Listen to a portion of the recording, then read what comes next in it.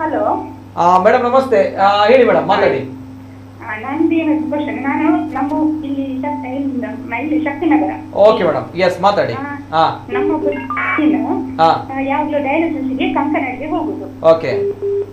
ಹಾಗೆ ಒಂದು ಆಟೋವನ್ನು ನಾವು ನಿಲ್ಲಿಸಿದ್ದೇವೆ ಎಲೆಕ್ಟ್ರಿಕ್. ಓಕೆ. ಯಾವಾಗ್ಲೂ ನಾವು ಮಿನಿಮಮ್ ಚಾರ್ಜಸ್ ಹಾಗೆ ತೆಗೆಯುವುದು ಬೆಳಿಗ್ಗೆ 9 ನಂತರ. ಬಟ್ ಅವರೇನ್ ಮಾಡಿದ್ರಂದ್ರೆ ನನಗೆ 1.5 ಅಲ್ಲ ಡಬಲ್ ಕೇಳಿದ್ದು. ಇಲ್ಲ ಅಲ್ಲಿಗೆ ಜಾಸ್ತಿ ಆಗ್ತದೆ ಅಂತ.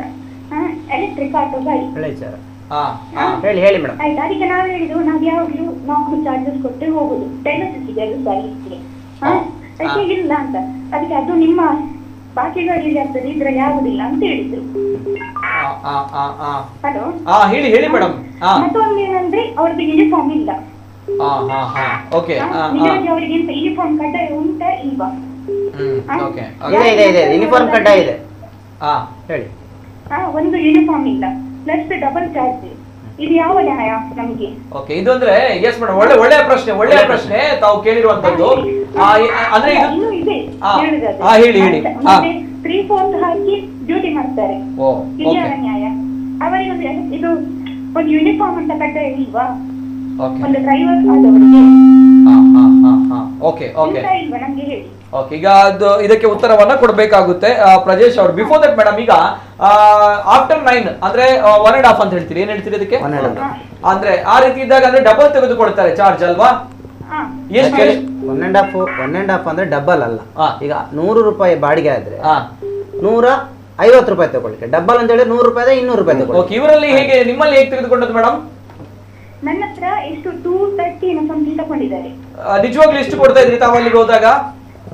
ನಾನು ಅದು ಒಂದು 100 ರೂಪೀಸ್ ಹಾಗೆ ಆಗ್ತದೆ, 120 ಸಮಥಿಂಗ್. ಓಕೆ, ಈಗ ಅದಕ್ಕೆ 220 ಅದು ಡಬಲ್ ಆಗಿದೆ ಅಲ್ವಾ? ಅದನ್ನ ಕೇಳೋದು, ಡಬಲ್ ಆಗಿದೆ ಈಗ. ಜೊತೆಗೆ ಡಯಾಲಿಸಿಸ್ಗೆ ಹೋಗಿರುವಂತ ಸಂದರ್ಭಗಳಲ್ಲಿ ತೆಗೆದುಕೊಂಡಿರುವುದು. ಅವು ಯಾವಾಗ್ಲೂ ಹೋಗ್ತಾರೆ ಅವರು. ಓಕೆ, ಹಾಗೆ. ಮತ್ತೆ ಅವರು ಯೂನಿಫಾರ್ಮ್ ಕೂಡ ಹಾಕಿಲ್ಲ. ಯೂನಿಫಾರ್ಮ್ ಇಲ್ಲ, 3/4 ಅಲ್ಲಿ ವರ್ಕ್ ಮಾಡ್ತಾರೆ. ಓಕೆ, ಆದ್ರೂ ಕೂಡ ಚಡ್ಡಿ ಹಾಕೊಂಡು. ಅವರು ಎಂತ ಡ್ರೈವರ್ ಅಲ್ಲ ಎಂತ? ಎಲ್ಲಿ ಶಕ್ತಿನಗರದಲ್ಲ ಇದು? ಹೌದು. ಓಕೆ, ಬೇರೆ ಕಡೆಗಳಲ್ಲಾದ್ರೆ ತಮ್ಗಳಿಗೆ ಗೊತ್ತಿರ್ತದೆ, ತಮ್ಗಳಿಗೆ ವಲಯ ಇರ್ತದೆ. ಆದ್ರೆ ಇಲ್ಲಿ ಗೊತ್ತಾಗುವಂತದ್ದು ಬಹಳಷ್ಟು ಕಷ್ಟ. ಅದು ಅಲ್ಲದೆ ಏನು ಗಾಡಿ ನಂಬರ್ ಅಲ್ಲಿ ವಲಯ, ಈಗ ಆಕ್ಚುಲಿ ಈಗ ಎಲ್ಲೆಲ್ಲಿಂದ ಬಂದವರು ಇಲ್ಲಿ ವರ್ಕ್ ಮಾಡ್ತಾರೆ. ವಲಯ ಇಲ್ಲ, ಒಂದೇ ವಲಯ ಅಂತ ಹೇಳಿದಲ್ಲ, ಅದು ಎಂತ ಇಲ್ಲ ನಂಬರ್ ನೋಟ್ ಮಾಡ್ಲಿಕ್ಕೆ ನಮ್ಮ ಹತ್ರ. ಅವ್ರ ಹತ್ರ ಕೇಳಿ, ಅದು ನಾವು ಈಗ ನಾರ್ಮಲ್ ರಿಕ್ಷಾದ ಹತ್ರ ಕೇಳಿದ್ರು ಅದು ಇಲ್ಲಿ ಗಾಡಿ ಎಲ್ಲಿಂದ ಬಂದವರು ಈ ರೀತಿ ಡಿಸ್ಅಡ್ವಾಂಟೇಜಸ್ ಗಳು ಇರುತ್ತೆ. ಓಕೆ, ಈ ರೀತಿ ಸಮಸ್ಯೆಗಳು ಇರುತ್ತೆ ಅಂತ ಹೇಳುವಂತದ್ದು ಮೇಡಮ್. ಯಾಕಂದ್ರೆ ಬೇರೆ ಕಡೆಗಳಲ್ಲಿ ವಲಯಗಳನ್ನ ಗುರುತಿಸಬಹುದು, ಯಾರು ಅಂತ ಹೇಳಿ ಗೊತ್ತಿರಬಹುದು. ಅಂದ್ರೆ ಅವರ ಓಕೆ, ಯಾರೋ ವೆಹಿಕಲ್ ನಂಬರ್ ಗೊತ್ತಿದೆಯಾ ತಮ್ಗೆ? ಇಲ್ಲ ಸರ್, ನನಗೆ ಗೊತ್ತಿಲ್ಲ, 3/4 ಹಾಕ್ತಾರೆ ಮಾತ್ರ. ಓಕೆ ಓಕೆ ಓಕೆ, ಎಸ್, ತಮ್ಮ ಪ್ರಶ್ನೆ ಇದೆಲ್ಲ. ಅಂದ್ರೆ ಈ ರೀತಿ ಪ್ರೊವಿಷನ್ಸ್ ಇದ್ರಲ್ಲೂ ಕೂಡ ಕೊಡ್ತಾರಾ? ಅಂದ್ರೆ ಇಷ್ಟು ಫ್ರೀ ಆಗಿ ಸಿಗ್ತದೆ, ಇಷ್ಟು ಏನು ಪ್ರೊವಿಷನ್ಸ್ ಗಳನ್ನು ಕೊಟ್ಟಿದ್ದಾರೆ ಸರ್ಕಾರ, ಇನ್ನೂ ಕೂಡ ಈ ರೀತಿ ಆದ್ರೆ ಹೇಗೆ ಅನ್ನೋ ತಮ್ಮ ಒಂದು ಆಕ್ರೋಶ, ಅಸಮಾಧಾನ ಅಲ್ವಾ ಮೇಡಮ್? ಖಂಡಿತ, ನನಗೆ ಯಾವಾಗಲೇ ನನಗೆ ಕೇಳಬೇಕಿತ್ತು, ಅದು ಇವತ್ತು ನಾನು ಲೈವ್ ನೋಡಿದೆ, ಅದಕ್ಕೋಸ್ಕರ ಕಾಲ್ ಮಾಡಿದ್ದೆ. ಓಕೆ ಓಕೆ, ಒಳ್ಳೆ ವಿಚಾರ. ಇದಕ್ಕೆ ಪ್ರಜೇಶ್ ಅವರೇ ಉತ್ತರವನ್ನ ಕೊಡ್ತಾರೆ. ಪ್ರಜೇಶ್ ಅವರೇ. Yes sir. ಮೇಡಮ್ ನಮಸ್ತೆ. ನಮಸ್ತೆ. ತುಂಬಾ ಒಳ್ಳೆ ವಿಚಾರ ತಿಳಿಸ್ಕೊಟ್ಟಿದ್ದೀರಾ ನಮಗೆ ನೀವು. ಯಾಕೆ ಅಂತ ಹೇಳಿದ್ರೆ ನೋಡಿ, ನೀವು ಇಲ್ಲಿ ಈ ವಿಚಾರವನ್ನು ತಿಳಿಸಿಕೊಟ್ಟದ್ದು ನಮಗೆ ಬಹಳ ಮುಖ್ಯ. ಆದರೆ ನೀವು ಅದರಲ್ಲಿ ಒಂದು, ಈಗ ನೀವು ಹೋಗದ ಕಾರಣ, ಅದು ಡಯಾಲಿಸಿಸ್ಗೆ ಹೋಗೋದವ್ರು ಅಂತ ಹೇಳಿದ್ರೆ ಏಜ್ ಆದವರು ಆಗಿರ್ಬೋದು ಅಂತ ನನ್ನೊಂದು ಅನಿಸಿಕೆ. ಅವರಿಗೆ ಅದು ಫೋಟೋ ತೆಗಿಲಿಕ್ಕೆ ಇದು ಗೊತ್ತಿರೋದಿಲ್ಲ. ಇನ್ನು ನಾನು ಈಗಲೂ ಹೇಳ್ತೇನೆ, ನಾವು ನಮ್ಮ ಒಂದು ದಕ್ಷಿಣ ಕನ್ನಡ ಜಿಲ್ಲಾ ಎಲೆಕ್ಟ್ರಿಕಲ್ ಯೂತ್ ಯೂನಿಯನ್ನಲ್ಲಿ ಏನು ಕಡ್ಡಾಯ ಮಾಡಿದ್ದೇವೆ ಅಂತ ಹೇಳಿದರೆ, ನಮ್ಮ ಎಲ್ಲ ಕಡ್ಡಾಯಗಳನ್ನು ಬರೆದಿದ್ದೇವೆ. ಒಂದನೇದಾಗಿ. ಎರಡನೇದಾಗಿ, ಆ ರೀತಿಯ ಯಾವುದೇ EV ಗಾಡಿಗಳಲ್ಲಿ ಅಥವಾ EV ಗಾಡಿಗಳಲ್ಲಿ, ನಾನು ಪ್ರಾಮುಖ್ಯತೆಯಾಗಿ EV ಗಾಡಿ ಕೊಡ್ತಾ ಇದ್ದೇನೆ. EV ಗಾಡಿಯಲ್ಲಿ ಇನ್ನು ಮುಂದಕ್ಕೆ, ಈಗ ನೀವು ತೆಗಿಲಿಲ್ಲ, ನಿಮ್ಮಲ್ಲಿ ಏನು ಪ್ರೂಫ್ಗಳಿಲ್ಲ, ನೀವು ಹೇಳಿದ್ದನ್ನು ನಾವು ನಂಬ್ತೇವೆ. ಯಾಕೆ ಗೊತ್ತುಂಟಾ? ನಿಮ್ಮ ಹತ್ರ ಪ್ರೂಫ್ ಇಲ್ಲದ್ರು ನಾವು ನಂಬಲೇಬೇಕು. ಯಾಕಂತ ಹೇಳಿದ್ರೆ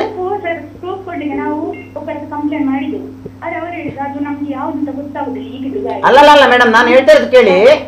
ಯಾವುದು ಅಂತ EV ಗಾಡಿ ಗೊತ್ತಾಗದಿದ್ರು, ಬಟ್ ಅದರಲ್ಲಿ ರಿಜಿಸ್ಟ್ರೇಷನ್ ನಂಬರ್ ಅನ್ನುವಂಥದ್ದು ತುಂಬಾ ಇದೆ, ಸೀರಿಯಲ್ ಪ್ರಕಾರ ಬರುವಂತದ್ದು. ಗಾಡಿ ನಂಬರ್ ಇರ್ಲಿಲ್ಲ ಅಂತ ಹೇಳಿದ್ರೆ ಸಾಧ್ಯನೇ ಇಲ್ಲ ಮೇಡಮ್. ಇದು ನಾನು ಸುಳ್ಳು ಸರ್, ಇದು ಶುದ್ಧ ಸುಳ್ಳು. ಯಾಕೆ ಅಂತ ಹೇಳಿದ್ರೆ, ಒಂದು ನಿಮಿಷ, ಇದು ನಾನು ಹೇಳ್ತೇನೆ, ಇದು ಶುದ್ಧ ಸುಳ್ಳು. ಯಾಕೆ ಅಂತ ಹೇಳಿದ್ರೆ ರಿಜಿಸ್ಟ್ರೇಷನ್, ಇದು ಇವರಿಗೂ ಗೊತ್ತಿರುವಂತ ವಿಚಾರ. ರಿಜಿಸ್ಟ್ರೇಷನ್ ಆಗುವಾಗ ಅಲ್ಲಿ ಅದ್ರ ಬಗ್ಗೆ ನಾನು ಹೇಳ್ತೇನೆ.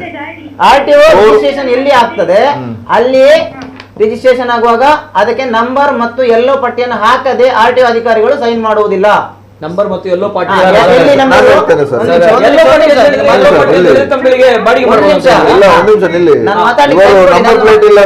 ಎಷ್ಟು ಗಾಡಿ ನಾನು ತೋರಿಸಬೇಕು?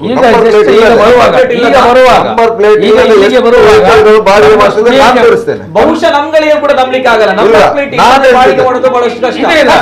ಅಲ್ಲ ಸರ್, ಈಗ ಇಲ್ಲಿಗೆ ಸ್ಟುಡಿಯೋಕ್ಕೆ ಬರುವಾಗ ನನ್ನ ಮುಂದೆನೆ Bajaj auto rickshaw number plate ಇಲ್ಲ. ಮಧ್ಯಾಹ್ನ ನಮ್ಮದೊಂದು ಮೀಟಿಂಗ್ ಇತ್ತು ಇಲ್ಲಿ ರೂಪ ಹೋಟೆಲ್ ಹತ್ರ, ಡೌನ್ ಬಾಸ್ಕೋ ಹತ್ರ. ನಂಬರ್ ಪ್ಲೇಟ್ ಇಲ್ಲ, ಯೂನಿಫಾರ್ಮ್ ಇಲ್ಲ. ಎಷ್ಟು ಬೇಕು ಗಾಡಿ ಕಂಪನಿ ಎಷ್ಟು ಬೇಕು ಇದೆಲ್ಲ ಇವರಿಗೆ ಗೊತ್ತಿದ್ದರೆ ಮಾಡ್ತಾರೆ, ಗೊತ್ತಿಲ್ಲ. ಇದೆಲ್ಲ ತಪ್ಪು. ಇದರ ಬಗ್ಗೆ ನಾವು RTO ಕೂಡ ದೂರು ಕೊಟ್ಟಿದ್ದೇವೆ. ಬೆಂಬಲ ಕೊಡುವುದಿಲ್ಲ.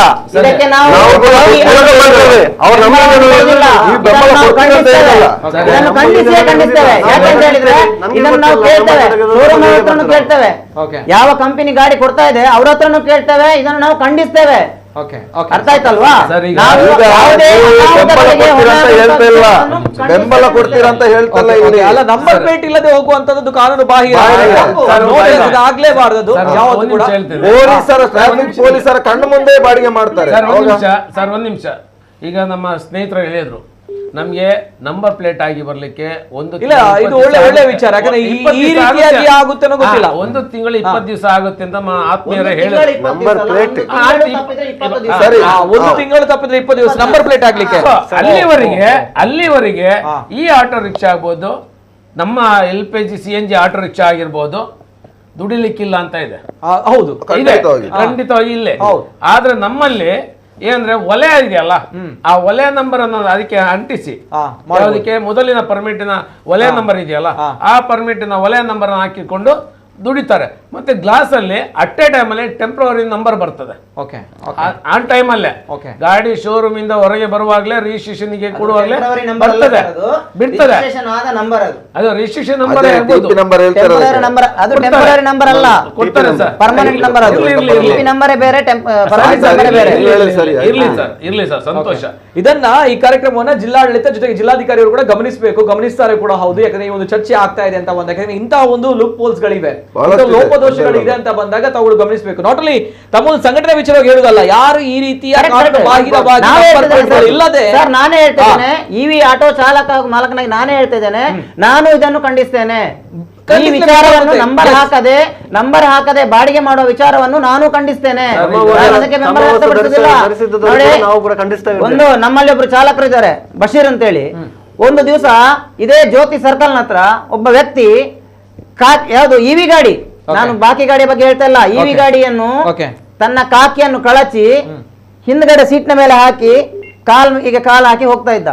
ನಾವು ಯಾವುದೋ ಒಂದು ವಿಚಾರದಲ್ಲಿ ನಾವು ಒಂದು 4 ಜನ ಕಾರ್ನಲ್ಲಿ ಹೋಗ್ತಾ ಇದ್ವು, ಇದೇ ಹೋರಾಟದ ವಿಚಾರದಲ್ಲಿ ಇರುವಾಗ ನಾವು ಹೋಗ್ತಾ ಇದ್ವು.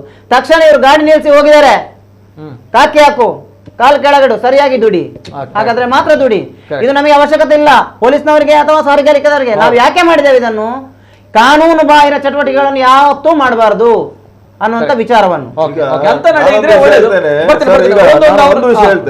ಒಂದೇ ವಿಷಯ, ಈಗ ನಾವು ಇಲ್ಲಿ ಶ್ರೀನಿವಾಸ್ ಕಾಲೇಜ್ ಇದೆ ಪಾಂಡೇಶ್ವರ, ಆ ರೂಟ್ ಅಲ್ಲಿ ಒಂದು ಇದೇ ಎಲೆಕ್ಟ್ರಿಕಲ್ ಮಹೇಂದ್ರ ಗಾಡಿಯಲ್ಲಿ EV ರಿಕ್ಷಾದಲ್ಲಿ ಸ್ಕೂಲ್ ಟ್ರಿಪ್ ಮಾಡ್ತಾರೆ ಇಬ್ರು.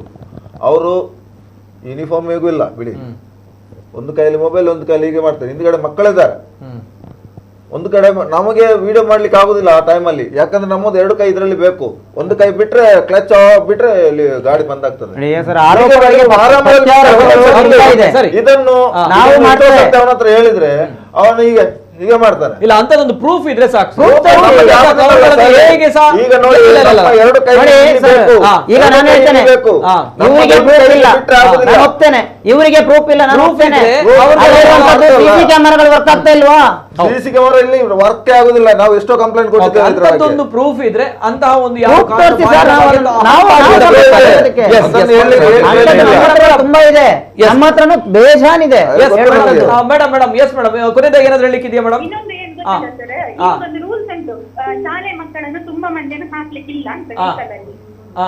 ಅದೇ ನೀವು ಜರಗ ಶಾಲೆಯಲ್ಲಿ ನೋಡಿ 10-20 ಮಕ್ಕಳನ್ನು ಉಂಟು ತುಂಬಿಕೊಂಡು ಇಲೆಕ್ಟ್ರಿಕ್ ಇಂತೆ ನಾರ್ಮಲ್ ಗಾಡಿ ಸಹ ಇದೆ. ಒಟ್ಟು ಇಲೆಕ್ಟ್ರಿಕ್ ಅಲ್ಲಿ ನಾನೊಂದು ಮೊನ್ನೆ ನೋಡಿದ್ದೆ ಸರ್, ಒಂದು 20 ಒಂದು 22 ಮಕ್ಕಳು ಹಾಗಿದ್ರು. ಒಂದು ಎಲೆಕ್ಟ್ರಿಕಲ್ ವೆಹಿಕಲ್ ಸಾಧ್ಯನೇ ಇಲ್ಲ ಸರ್.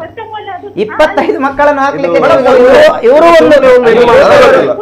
ಸರ್ ಇದು ಸುಮ್ಮನೆ ಒಂದು ನೋಡ್ಲಿಲ್ಲ ಅಂತ ನಾನು ನಮ್ಮನ್ನು ಒಂದು ಇದು ಮಾಡ್ಲಿಕ್ಕೋಸ್ಕರ ಇದು ಮಾತಾಡಿಸ್ತಾ ಇರೋದಂತ ನನಗೆ ಒಂದು ಅನುಮಾನ ಇದೆ ಅವರ ಮೇಲೆ. ಪರವಾಗಿಲ್ಲ, ನಾನು ಹೇಳ್ತೇನೆ ಸರ್, ನೀವೇ ಒಂದು 3 ಜನ ಕುಳಿತುಕೊಳ್ಳುವ ಗಾಡಿಯಲ್ಲಿ 25 ಜನವನ್ನು ಹಾಕ್ತಾರಂತಂದ್ರೆ ಇವಾಗ ನಾವು ಇವರನ್ನು ಕಂಪ್ಲೇಂಟ್ ಮಾಡೋದಲ್ಲ, ನಮ್ಮ ಕಂಪ್ಲೇಂಟ್ ಮಾಡೋದಲ್ಲ. ನಾವಿಲ್ಲಿ ಎಲ್ಲಿ ಏನಕ್ಕೆ ಬಂದಿದ್ದೇವೆ ಅಂತ ಹೇಳಿದ್ರೆ ನಮ್ಮ ಏನಿದೆ ಅದನ್ನು ನಾವು ಮಾಡ್ಲಿಕ್ಕೆ ಬಂದಿದ್ದು ಸರಿ. ಇದು ಬಿಟ್ಟು ನಾವು ಇವರ ಹತ್ರ ದೋಷಿಸ್ಲಿಕ್ಕೆ ನೀವು ನಮಿಗೂ ನಾವು ನಿಮಗೂ ಇದಲ್ಲ, ನಾವೆಲ್ಲ ಅಣ್ಣ ತಮ್ಮರಾಗಿ ಮೇಡಮ್ ತಾವು ಹೇಳ್ತಾ ಇರುವಂತದ್ದು ಜಲಸ ಶಾಲೆ ಹತ್ರ. ಹಲೋ, ತಾವು ಹೇಳ್ತಾ ಇರೋದು ಜಲಸ ಶಾಲೆ ಹತ್ರ 25 ಮಕ್ಕಳನ್ನ ಹಾಕಿದ್ದಾರೆ ಒಂದು ಇವಿಯಲ್ಲಿ. ಫುಲ್ ಮಕ್ಕಳಿದ್ರೆ ಒಂದು ರಿಕ್ಷಾದಲ್ಲಿ 25 ಮಕ್ಕಳಿಗೆ ಹಾಕ್ಲಿಕ್ಕೆ ಆಗಲ್ಲ ಮೇಡಮ್, ಬಹಳಷ್ಟು ಕಷ್ಟ. ಅವರಿಗೆ ಕೂಡ ಅವರೊಂದು ಹೆಂಗಸು, ಅವರೇನು ದೊಡ್ಡ ಏನ್ ಗೊತ್ತಿದ್ದವರಲ್ಲ. ಓಕೆ, ಇದು ತಮ್ಮ ಒಂದು ಅಸಮಾಧಾನ. ಓಕೆ, ಥ್ಯಾಂಕ್ ಯು ಧನ್ಯವಾದಗಳು ಮೇಡಮ್.